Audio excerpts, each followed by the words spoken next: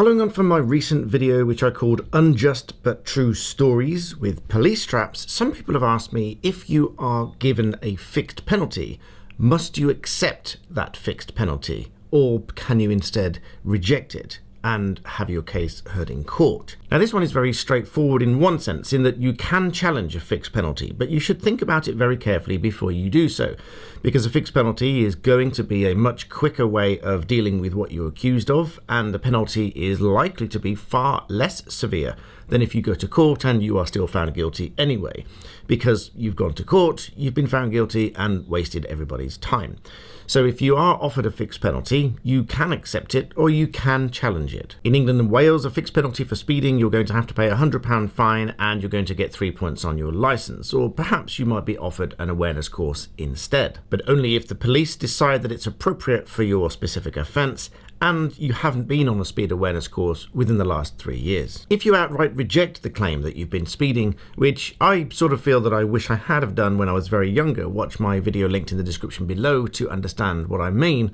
you can challenge this and go to court. But as I said, if you are found guilty, you're likely to get a much more severe penalty.